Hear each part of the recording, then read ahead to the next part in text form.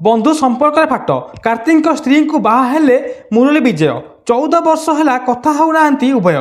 उभय तमिलनाडु क्रिकेट खेलुले और भल सांग थे।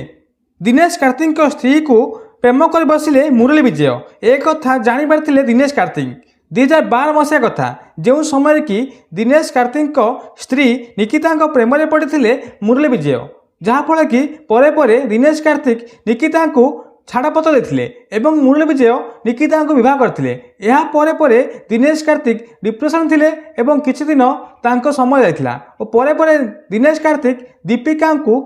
मैरेज करते। चर्चा एथिलागि होउछि जे गत 2 दिन तले जेतेबेले कि तमिलनाडु क्रिकेट एसोसिएशन एक सभा होता जो कि मुरली विजय